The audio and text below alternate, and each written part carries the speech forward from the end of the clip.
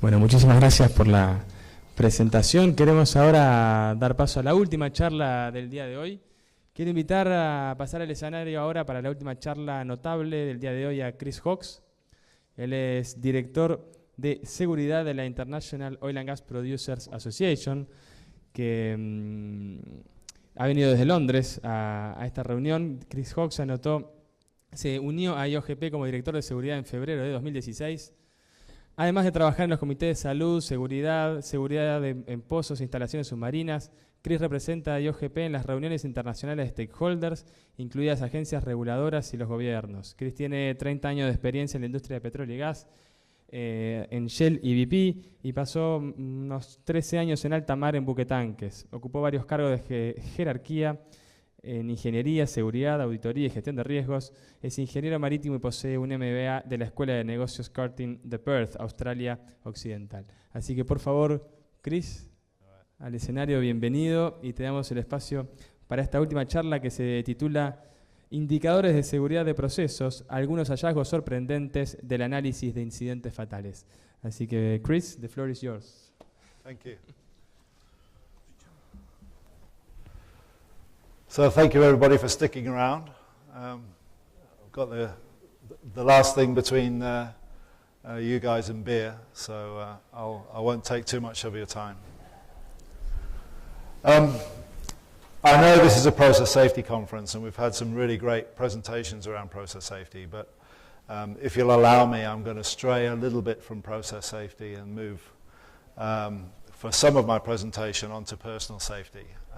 And there's a reason for that. It's because the work that we're doing around process safety in IOGP is part of a wider project, and I wanted to share with you some of that wider project. Thank you. So this is the picture that we have today. This is our company and member company and contractor workforce hours. You can see over the last 20 years or so how the contractor workforce has increased hugely. The grey line there is our fatal accident rate. And I wanted to talk to you about our journey on fatality elimination because of that uptick that you see right at the end there. So that's 2 years worth of fatal accident rates increasing. And while we've had 1 or 2 years where fatal accident rates have gone up and then gone back down again, in IOGP we've never had 2 years where they've increased one after the other. So we decided that fatalities was something to get after. And the way we wanted to do that was through something called Project Saphira. So Project Saphira is about eliminating fatalities in the upstream, and we analyzed all of our fatalities over the last few years. On average, there were 85 fatalities per year. This is going back sort of 10, 12 years. And as you can see, the top 3 causes of fatalities there are process safety events, aviation, and land transportation. And I just wanted to touch a little bit on some of the work that we're doing there before I get to process safety. So I'm going to tell you a little bit about IOGP for those of you who don't know who we are. I won't spend very much time on that, you'll be pleased to know. Project Saphira, a little bit more detail into the specifics there, and then we're going to talk about process safety. We're going to talk about the process safety indicators, the process safety data analysis that we did, and some of the surprising results that we had when we looked at the data differently. And then I'll give you some thoughts of mine, and there's a very, very strong health warning on that final section. They are my personal thoughts, so please do not confuse them with the truth. IOGP, our members produce around 40% of the world's oil and gas. We try to do so safely, responsibly, sustainably, and we promote those elements in our operations. Our members are not just oil companies, they also include trade associations, other trade associations such as ARPEL, and also some of the other more specific trade associations like Heli Offshore and IMCA and OCIMF. They're the marine guys. Also IADC, the International Association of Drilling Contractors, as well as some of the biggest oil service companies around the world, such as Baker Hughes and Schlumberger. So we cover the whole oil well service companies and production companies in the upstream. We're only an upstream organization. We do not have any downstream members, although obviously many of our members are integrated oil companies and have both upstream and downstream operations. We're global, very global. We've got 81 members at the moment. And so the breadth of knowledge that we can call on and the experience that we can call on is quite huge. We've got quite a lot of technical expertise in our committees. This is the subjects that we look at. All of these 14 committees are the standing committees, and underneath each one of these are various subcommittees getting on with the work.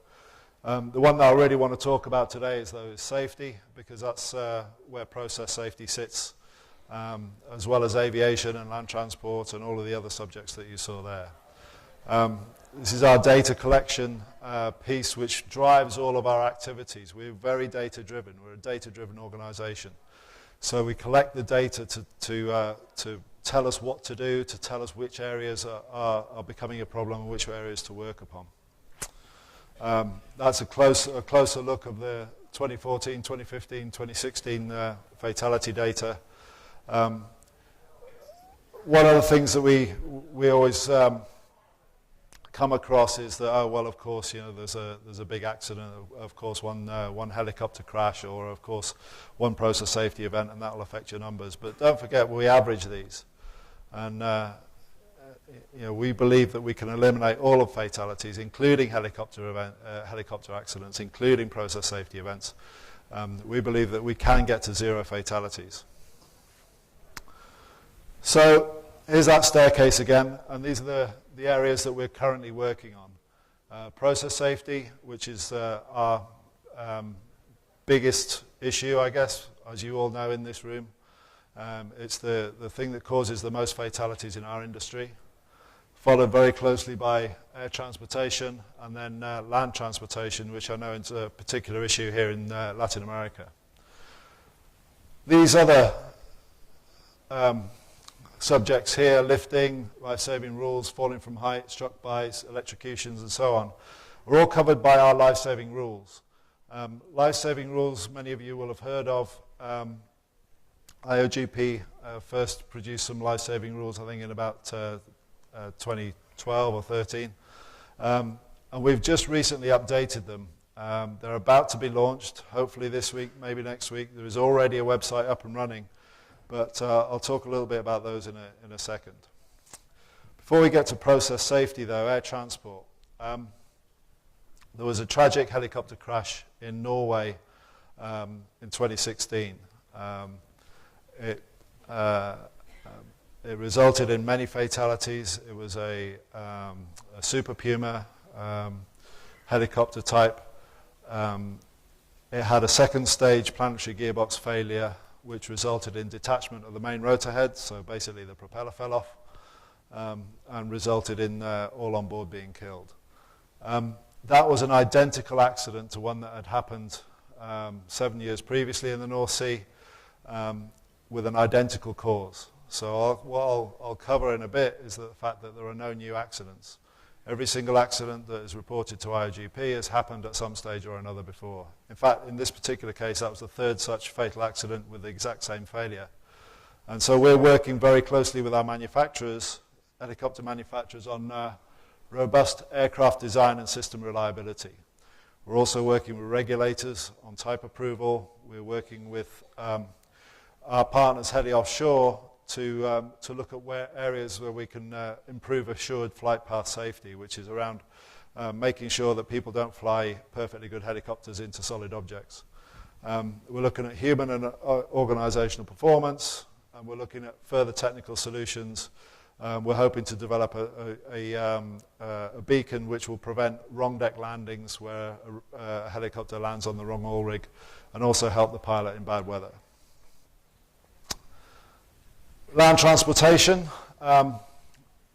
very big issue, because although we did some good work around about 2008, ever since then our numbers have been completely flat. We haven't been able to make any inroads in land transportation or road safety since then. So something had to change. So we set a subgroup up, Project Sophia, a subgroup looking at 3 specific areas. So what are the 3 things that are going to prevent fatalities in land transportation? We do not believe that you can prevent a car crash. We believe that car crashes will always happen. The reason for that is that it doesn't matter how good a driver you are, it doesn't matter how well trained you are, it doesn't matter how much your company has invested in vehicle monitoring systems and so on, we do not control the roads. We don't control other drivers, we don't control road conditions, we don't control the weather, we don't control animals, we don't control all of the things that cause car crashes. So you will have a car crash. But the key for us is to survive that car crash. And the most fundamental and simple thing is wear your seatbelt. If you're not wearing your seatbelt, then you'll go straight through the window and you will die. If you're traveling slowly in things like forklift trucks, if you're wearing your seatbelt and the forklift truck tips over, you'll be protected, because that's the way that the forklift truck is designed. If you think you can jump out of the way when it starts to tip, then gravity acts generally very much quicker than people's reactions, so you will get crushed and you will die. In trucks, lots of people don't wear their seatbelts because they feel that they can escape the truck if it's carrying flammable liquids, or if it's carrying a heavy load, they think that they can escape the truck quickly. You can't escape anything if you've been knocked out having had a crash and hit the windscreen or hit the steering wheel. So please wear your seatbelt. The second thing is safer vehicles. So when you do have your crash and you are wearing your seatbelt, then the safest possible place to be is in a cage, and that's where modern vehicles come in. Modern vehicles, and we'll touch on it in a sec, have all got new car assessment programs. There is a Latin NCAP for this region specifically. If you buy a 5-star car, you are 70% more likely to survive than if you're in a no-star car. These have all been validated through testing and empirical testing. So these are facts. These are really good numbers. So be very careful about the sort of car you buy. And then finally, for large vehicles and trucks, enhanced vehicle technology, risk-based, things like autonomous braking, lane departure warnings, and so on. On the NCAP, as I said, the difference between a 5-star car and a 0-star car is literally life and death. Please look at this website when you're choosing your vehicles. We've just sent out to our members a request for them only to lease and purchase 5-star NCAP vehicles in their operations. It saves lives. Finally, life-saving rules before we get on to the main event, the process safety. We've just updated our life-saving rules. They're here. They're on a website, iogp.org/lifesavingrules. They're about to be launched formally, but many of you have accessed the material already. There's an app. There's various other things. So I'm just going to whiz through these. Bypassing safety controls, confined space entry, driving, energy isolation, hot work, line of fire. You can see with the wording here, it's all targeted very, very specifically at the worker, the frontline worker. These are not a replacement for a management system. You still need to have a safety management system. You still need to have processes and procedures. You still need to have site rules. But these are, when all of that fails, what can the worker do to keep his or herself safe? And it's all about, I've identified the energy sources. So it's very focused on the frontline worker. These are the last 3, safe mechanical lifting, work authorization, and working at heights. So thank you for your indulgence on the non-process safety side of things. I'll move on now to the thing that you've all been waiting for.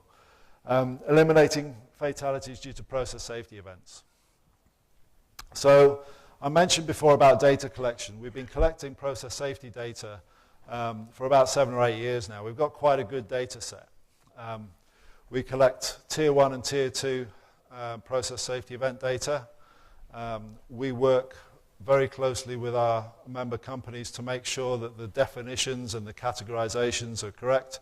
We look at the narratives. We make sure that they match up with the API 754 definitions. We provide guidance in our own documentation, which makes 754 more upstream focused, because we're an upstream organization. So a lot of the questions come from upstream operations to say, well, API is more downstream. How is it relevant? So all of the tables, we've reproduced the tables in our documents. We're finalizing an update to that document. I'm just signing an agreement with API now about copyright and everything, but that's the only delay. but that's lawyers for you. All right, so process safety events. Typically in our industry, we consider them to be high severity, low frequency events. And the pictures here are multiple fatalities. They affect multiple people. Whenever anybody dies, it affects a whole multitude of people. And so we really, really want to eliminate fatalities. But as well as that, as well as the fatalities, we've got severe environmental and business consequences. I work for IOGP, but I actually am paid by BP. So I'm a BP employee. I'm a BP secondee into IOGP. I work fully for IOGP. I don't do any BP work. But because I'm BP, I know how deeply Macondo affected our company. I was in BP when we had Texas City, and that deeply affected our company as well. If anybody wants to know, and I know everybody in this room is fully bought into this, but if anybody wants to know how much a severe process safety incident is going to cost a company, then it's $64 billion. $64 billion. So the next time your CFO, your Chief Financial Officer, starts complaining about a couple of million on a plant upgrade, then just try and pay for $64 billion worth of environmental impact. So our process safety events, low frequency, high severity. So it doesn't seem very low frequency to me when, on average, we're reporting 5 fatal process safety events every single year from our members. We have a 4+ fatality event every 18 months. We're overdue one now. That doesn't seem very low severity, low frequency to me. It seems pretty high frequency. And that's just our members. Beyond our membership, there are many, many more process safety events that happen. Nigeria pipeline here, 3 fatalities. Azerbaijan, 30 fatalities. Pakistan, 209 fatalities. All of these people have families. All of these were very, very severe process safety events that happened fairly regularly. So I don't think we can still say that process safety events are low frequency anymore. They're certainly high consequence. So we've got all of these years worth of data. I've just pulled a small subsection, but this is very, very typical of the last sort of 6, 7, 8 years worth of data. And this is really the analysis of all process safety events reported to IOGP. Actually, it's not all, it's only the tier 1s, but the tier 2s are very, very similar as well. There's hardly any difference. There's like a few percentage points. And you can see here that the vast majority are caused by mechanical failure, so 45% here.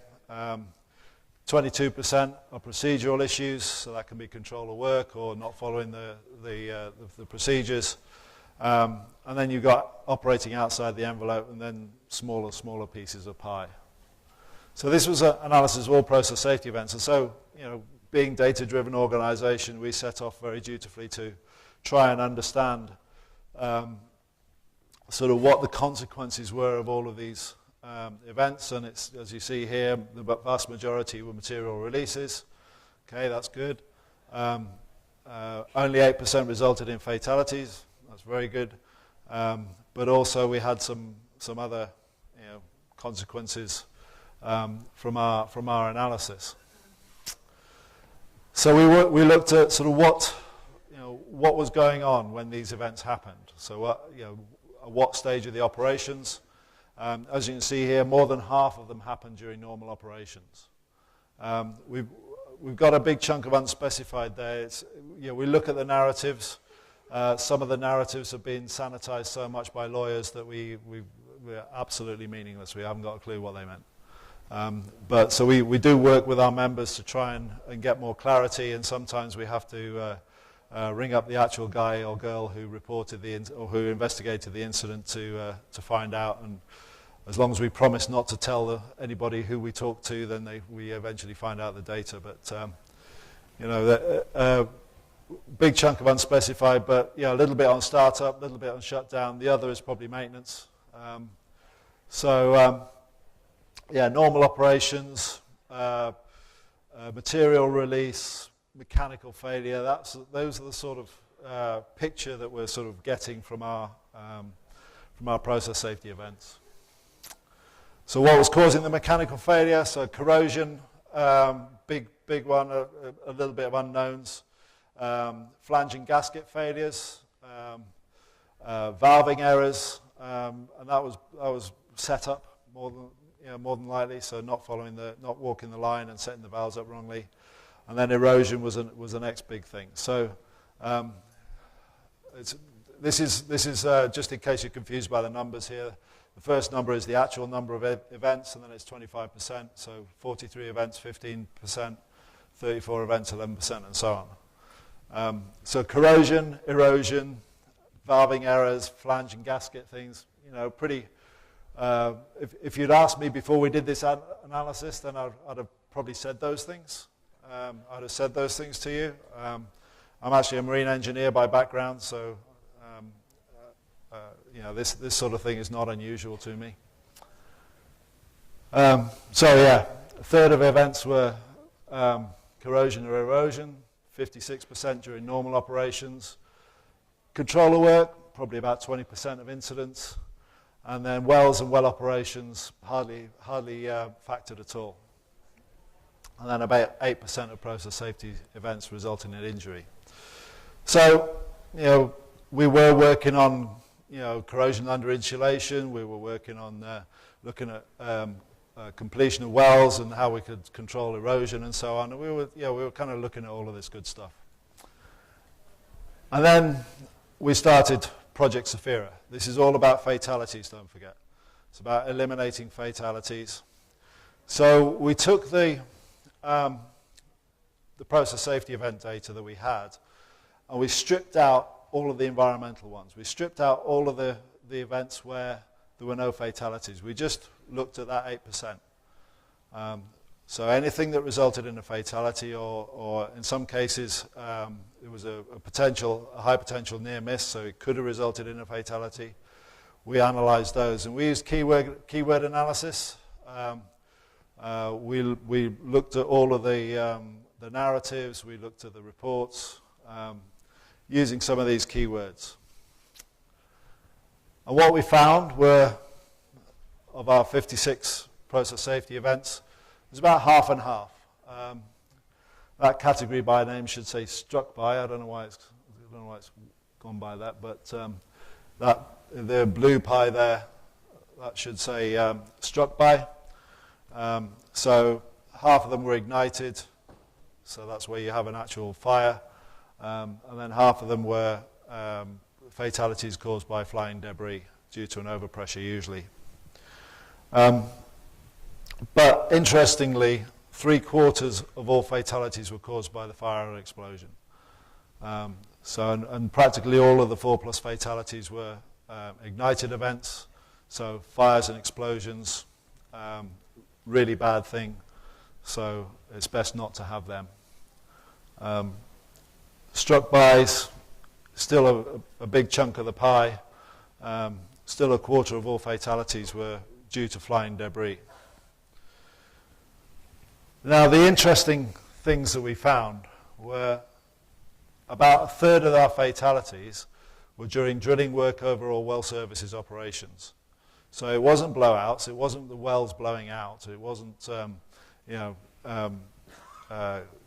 gas coming to the surface and igniting. It was more around the operations, the fracking, the fuel pumping, all of the normal well operations and that went wrong. So about 1/3 were due to that. Less than 20% were during normal production operations, less than 20% during normal operations, but half during maintenance, inspection and testing. So the majority of our fatal accidents happen during some sort of intervention. Now, if you remember the previous chart where more than half of the process safety events happen during normal operations, there's something going on here, because that's not what the fatal events are telling us. The fatal events are saying, well, fewer than 20% are normal operations, and half are during maintenance or some sort of intervention. So that was a bit of an insight, because, as I said before, we're looking at corrosion, we're looking at erosion, we're looking at valving errors. So valving errors did come up on this one, but control of work was a huge piece. Not mechanical failure. Mechanical failure hardly came up. Procedural issues, again, 25% of fatalities, so a focus on control of work and a focus on procedural events. We did some screening on the hypos, and it was the same story. Same story. So well operations releases, mainly surface equipment, so that's, as I mentioned, a big chunk of activities. Mechanical failure was associated with only one very severe event, but it skewed the numbers a little bit. And a lack of hazard awareness. This has been a theme throughout this conference: competency and hazard awareness and training and so on. Hazard awareness. People didn't recognize the hazards. That's particularly true of many of the struck-by events. So, many of the we'll come to it, but many of the events were through overpressure, were through hazard awareness. On the struck-by events, typically single fatalities, dominated by control of work. Flying debris was clearly the biggest issue due to inadvertent overpressure. Pig traps and doors flying open and so on, moving fixed equipment, hitting people, so essentially line of fire. So if overpressure is a hazard, then hazard awareness and recognizing that hazard and keeping yourself and your colleagues out of the line of fire is going to save lives.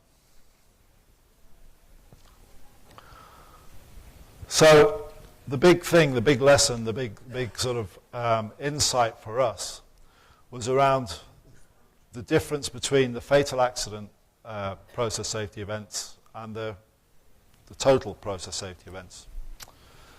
So half of failed process safety events are ignited events and half are struck by. Many events during maintenance, inspection and testing, with very, very few during normal operations. Control of work and procedures is a strong theme throughout the data set. So follow the procedures. Make sure that your control of work is robust. Wells, a big contributor to fatalities. Not so much on the general process safety events. Ignited events, the causes of those are particularly diverse. The one common theme, though, around ignited events is a source of ignition. So keep control of your sources of ignition. I was in a BP plant a couple of years ago, which will remain nameless, and the amount of vehicles that were driving around that Tier 1 coma plant was just absolutely incredible. And this is after Texas City, where we'd recognized the hazard of running vehicles in hazardous areas, but we still had cars going all over the place. Now, there was a shuttle bus that was operated, which had a proper ignition control system on its exhaust and had all of that fitted, but the people weren't using it. They were driving their own trucks. So keep control of your ignition sources, and if you do have a release, then touch wood, it won't ignite. And finally, struck by events, flying debris due to inadvertent overpressure. So recognize the risks of overpressure, walk the line, make sure the valves are set up correctly, make sure you haven't got pressure where you don't want it to be. And then before you undo the nuts and bolts, just test it. Just make sure that there is no pressure there. And believe your instrumentation, believe your gauges. If it's indicating pressure, then there's probably pressure there. And beware, especially with overpressure, of the needle going right the way round. That's happened quite a few times. People think it's zero, but it isn't. It's just gone right the way round because it's overpressured.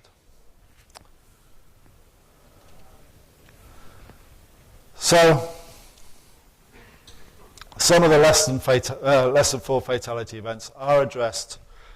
Even though the life-saving rules were not designed with process safety in mind, they're an occupational safety tool. A lot of the things, specifically the line of fire and specifically the controller work, do cover the simpler, if you like, overpressure events. So they don't fully address the fatalities for process safety. They're not designed to, but they do address some. And so if you adopt the life-saving rules, you're increasing your barriers. A lot of the root cause analysis isn't really available to us. I've mentioned lawyers a few times. I don't know if there's any lawyers in the room, but no, you shouldn't. A lack of hazard awareness, competency training, and so on. I've got a little bit of difficulty personally with that one because I believe that we should be engineering plants to be resilient. I think we should be making sure our operations are resilient to people making mistakes, because it doesn't matter how hazard aware you are, people are going to wake up in the morning and they will make a mistake. It's not their fault, it's because they're a human. I make mistakes every day. Touch wood, they don't result in bad things happening all the time, but you know, people make mistakes, people are human, and so we should be recognizing that and making sure that our plants and our procedures are resilient enough to deal with that. More effective leadership, that's been a big theme along this conference as well. That will support fatality reduction. I have some personal reflections on that, which I'll share in a minute, but leaders matter, and leadership matters. Leaders lead and followers follow. People look up to their leaders and they will try and emulate them, they will try and please them. You've heard the expression, what interests my boss fascinates me. Especially around bonus time. So leadership matters.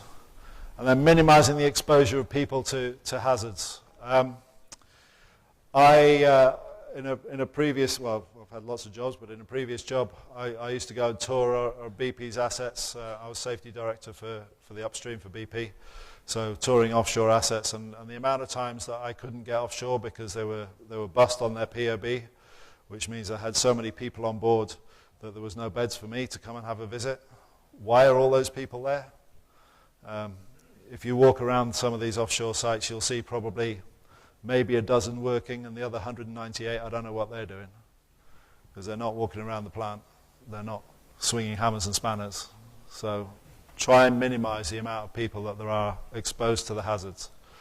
The less people you have, the less people are going to be affected if a bad thing is going to happen. So what do the incident investigations say? So it's a bit hard to read, but this is what the incident investigations said. These are the actions that came out of incident investigations.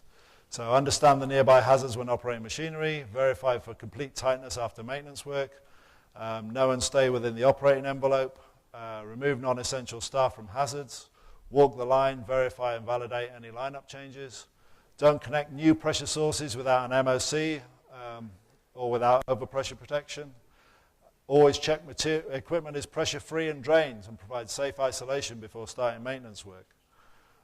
Ensure control of ignition sources, vehicles, hot work, earthing, pyrophoric risks, electrical equipment, and so on. Do not make a change without proper MOC. I know there's a few MOC exponents here. And then for all defined high-risk activities, follow the procedures and sign off after each step. That's the biggest. These are all recommended actions after fatal accidents. And I can't really disagree with any of those. I think probably you'd recognize most of those. I think it's all valid stuff. But why don't we do it? Because none of this is new. So, conclusions. The causes of process safety events that kill people are not the same as the causes of process safety events that spill stuff. Now, I don't know what conclusion you can draw from that. We're focused on fatalities and fatality elimination, so we're looking at how we can manage that. But our leaders in our companies, afraid to say it, they're not too concerned from a company perspective. Obviously, personally, they are, certainly in my company, very, very personally, affected by single fatality events. What they're most concerned about, what they lose sleep over, are the company risk events. So the big environmental events that are going to kill a company. So I think you need to, or your organizations need to balance where you put your resources, whether it's through managing corrosion under insulation or whether it's through ensuring your maintenance procedures are robust. That's a decision for your companies, and it depends on your risk profiles. Half of fatal process safety events happen during some sort of intervention. So when something has changed, so we're talking about control of work, procedures, management of change. So when something changes, then you're at the biggest risk. So some sort of intervention, you need to be very, very careful. Valves and valving errors figure highly whatever the outcome. So both on the environmental ones and on the fatal ones. So walk the line. Make sure the valves are set up right. Make sure they don't leak. And then, as I mentioned, the actions from the incident investigation seem reasonable, sensible. We generally, if we're honest with ourselves, we know what to do to keep our plants safe and our people safe. And yet,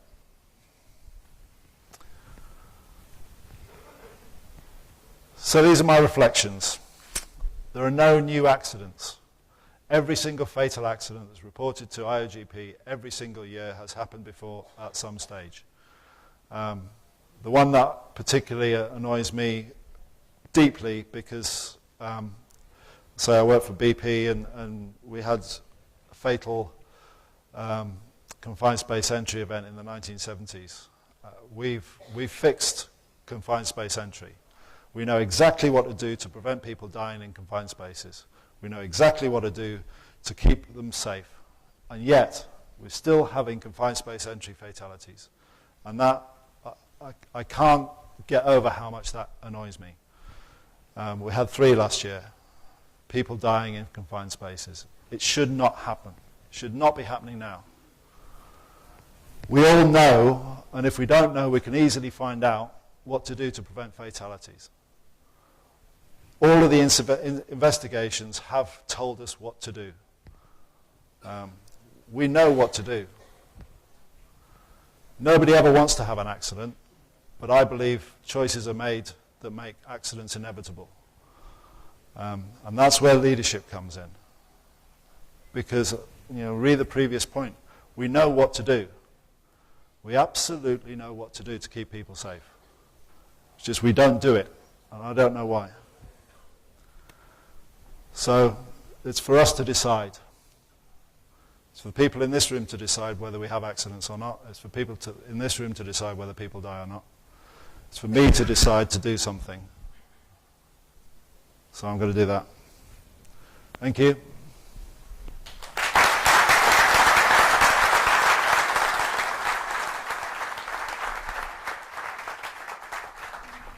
Hola. Hello. Hi. Is there any other person there, or can I go?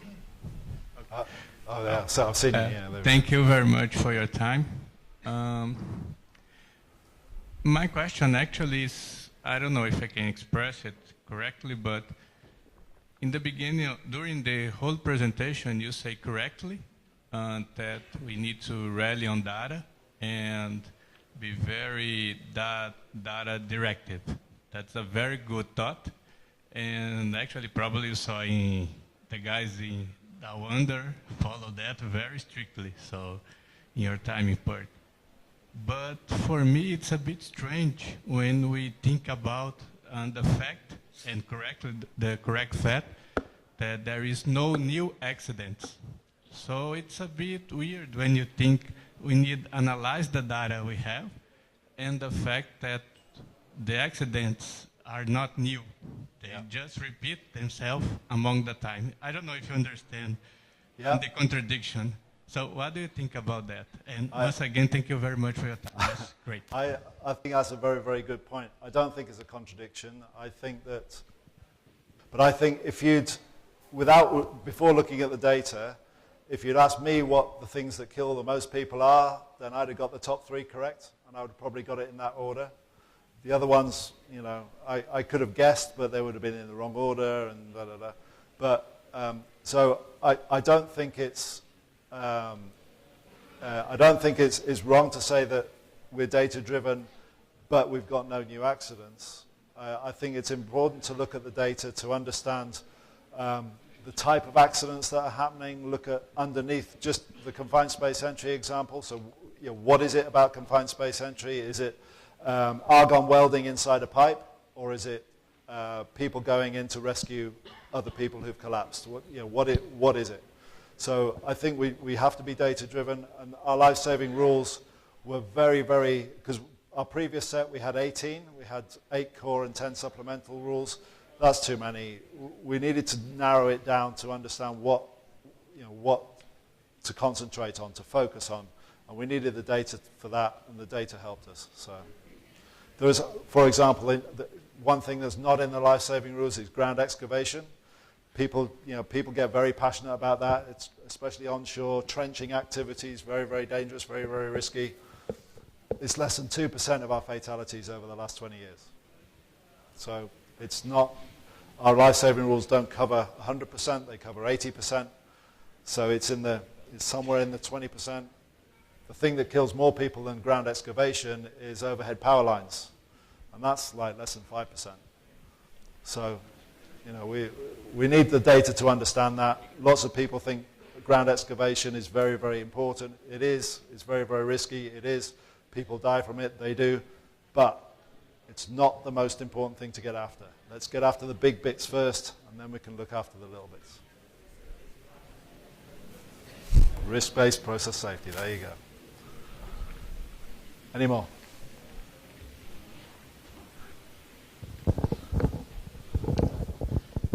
My question is, if you studied if there is any correlation between the price of the barrel and process safety related events?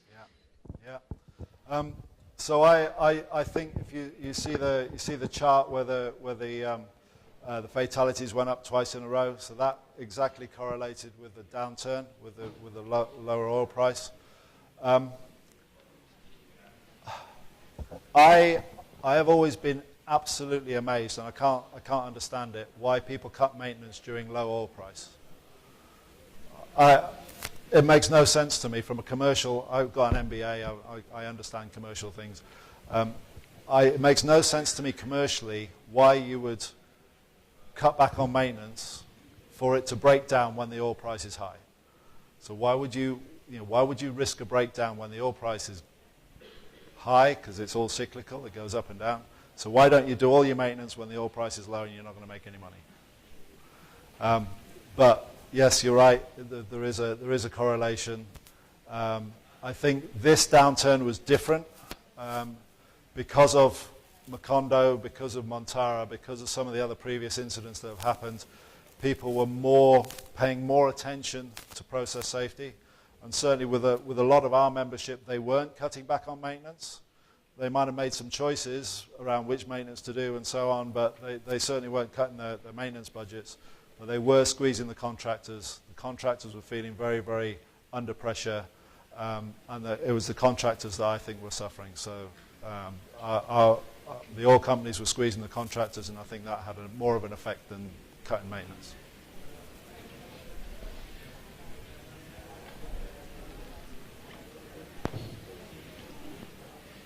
Any more? Excellent. All right. Thank you.